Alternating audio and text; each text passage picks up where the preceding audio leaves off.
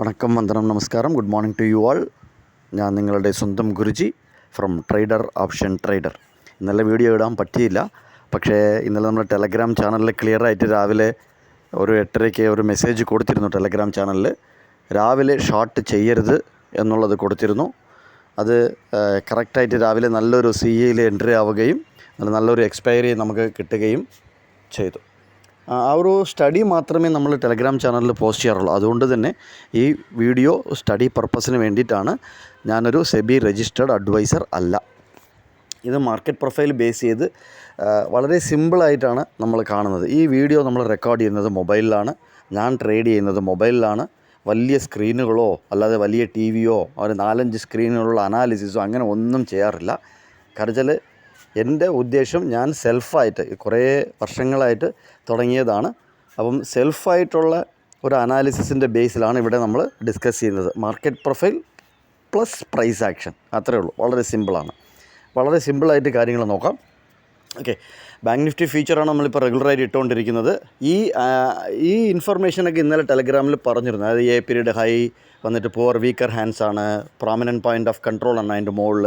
So അതേപോലെ നമുക്ക് രാവിലെ തന്നെ നല്ലൊരു അപ്പ് മൂവ് ബാങ്ക് നിഫ്റ്റി ഫ്യൂച്ചറിലോ ഓപ്ഷൻ C ബൈ ഇങ്ങനെ കിട്ടി. അതിനുശേഷം റിവേഴ്സലായി. ഓക്കെ, അത് വേറെ കഥ പറയാം നമുക്ക്. പിന്നെ അതൊക്കെ അനലൈസ് ചെയ്യുക. എന്തുകൊണ്ടാണ് റിവേഴ്സലായത്, എന്തുകൊണ്ടാണ് താഴെ വന്നത് എന്നൊക്കെ അനലൈസ് ചെയ്യുക. ഓക്കെ, ബാങ്ക് നിഫ്റ്റി ഇതിപ്പോൾ നമ്മൾ ഇന്നലെ monthly bank nifty future monthly expiry ആയി. ഇന്ന് ഏപ്രിൽ മാസത്തിൻ്റെ ആണ്. സോ ഏപ്രിൽ മാസത്തിൻ്റെ കോൺട്രാക്റ്റാണ് നമ്മൾ ഇന്നൊരു ദിവസം നോക്കേണ്ടത്. എന്നിട്ട് കണ്ടിന്യൂഷനിൽ പോവാം. അങ്ങനെയാണ് ഞാൻ ചെയ്യാറ്.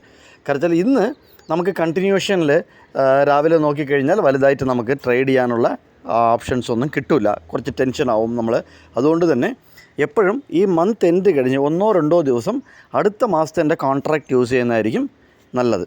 സോ അടുത്ത മാസത്തിൻ്റെ കോൺട്രാക്റ്റ്, അതായത് ഏപ്രിൽ മാസത്തിൻ്റെ കോൺട്രാക്റ്റ് ബാങ്ക് നിഫ്റ്റി ഫ്യൂച്ചറിൽ ഇന്നലെ ക്ലോസ് ആയിരിക്കുന്നത് 47,225 നമുക്ക് സ്പോട്ടും ബാങ്ക് നിഫ്റ്റി ഫ്യൂച്ചർ മാർച്ചും ക്ലോസ് ആയിരിക്കുന്നത് 46,783 April bank nifty future close ആയിരിക്കുന്നത് 47,225. അങ്ങനെ ആ റേഞ്ചിലാണ് ക്ലോസ് ആയിരിക്കുന്നത്. സോ ഓൾമോസ്റ്റ് നമുക്കൊരു 400 പോയിൻറ്റിൻ്റെ മുകളിലാണ് ഏപ്രിൽ മാസത്തിൻ്റെ ഇത് നിൽക്കുന്നത്, ഫ്യൂച്ചർ നിൽക്കുന്നത്.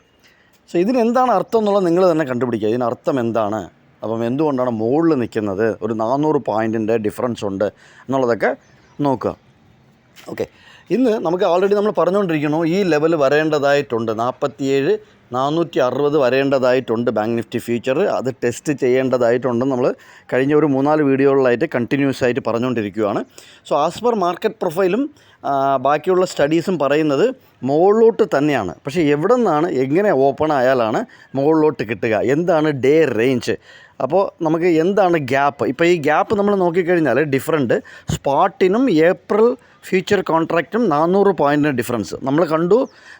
ഇന്നലെ മെനിയാന്ന് 100 പോയിൻ്റ് ആയിരുന്നു. അതിന് മുന്നിലെ ദിവസം വെറും 60-70 പോയിൻറ്റിൻ്റെ ഡിഫറൻസ് ആയിരുന്നു. ഇന്ന് നമ്മൾ നോക്കിക്കഴിഞ്ഞാൽ നമുക്ക് 400 പോയിൻറ്റിൻ്റെ ഡിഫറൻസിലാണ് ബാങ്ക് നിഫ്റ്റി ഫ്യൂച്ചറും ഏപ്രിൽ കോൺട്രാക്റ്റും സ്പോട്ടും നിൽക്കുന്നത്.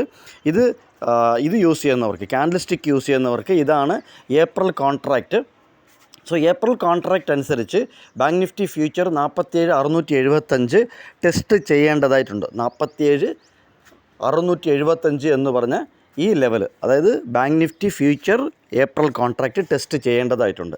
ഇന്ന് നമുക്കൊരു ഇത് എവിടെ ഓപ്പൺ ആകും എന്നറിയില്ല. ഫ്യൂച്ചർ ഏപ്രിൽ എവിടെ ഓപ്പൺ ആകും എന്നറിയില്ല. പക്ഷേ ഇന്നലത്തെ ക്ലോസ് ചെയ്യുന്ന നിങ്ങൾക്ക് വേണമെങ്കിൽ മാർക്ക് ചെയ്ത് വെക്കാം. ഇപ്പോൾ ടോട്ടൽ റേഞ്ച് നമുക്ക് കിട്ടുന്നത് ഇന്നത്തെ ടോട്ടൽ റേഞ്ച് നമുക്ക് കിട്ടുന്ന ഒരു 700 പോയിൻറ്റ്സിൻ്റെ ആണ്. ഒരു 700 റേഞ്ചാണ് തരുന്നത്. 650 മുതൽ 700 റേഞ്ചാണ് നമുക്ക് ഇന്ന് തരാനായിട്ട് ഉദ്ദേശിക്കുന്നത്. പക്ഷേ വോളിയം വളരെ വളരെ കുറവാണ് കേട്ടോ. വോളിയം വളരെ കുറവാണ് ഇന്ന്. കാര്യത്തിൽ നമുക്ക് നാളെ മുതൽ വീണ്ടും അവധിയാണ് അല്ലേ. നാളെ ദുഃഖ വെള്ളിയാഴ്ച, അതിനുശേഷം ശനിയാഴ്ച, ദെൻ ഈസ്റ്റർ, അത് 3 ദിവസം കണ്ടിന്യൂസ് ആയിട്ട് നാളെ മുതൽ അവധിയാണ്. അതുകൊണ്ട് ബാങ്ക് നിഫ്റ്റിയിൽ നോക്കുമ്പം വോളിയം വളരെ ചെറുതായിട്ടാണ് കാണിക്കുന്നത്. അതുകൊണ്ട് തന്നെ ഇന്ന് മന്ത്ലി എക്സ്പയറി, നിഫ്റ്റിക്ക് മന്ത്ലി എക്സ്പയറി ഉണ്ട്. സോ നമുക്ക് നോക്കാം, ഒരു 350 പോയിൻറ്റിൻ്റെ റേഞ്ചിൽ ബാങ്ക് നിഫ്റ്റി ഫ്യൂച്ചർ കളിക്കുന്നുണ്ടോ. 350 to 400 അല്ലെങ്കിൽ 300 to 350 ഈ റേഞ്ചിനകത്ത് എവിടെയെങ്കിലും ബാങ്ക് നിഫ്റ്റി നിൽക്കുന്നുണ്ടോ എന്ന് നോക്കിയിട്ട് നമുക്ക് സ്റ്റഡീസ് ചെയ്യാം. പക്ഷേ ഇതൊക്കെയാണ് ലെവൽസ്. ഈ ലെവൽസൊക്കെ നോക്കി വയ്ക്കുക.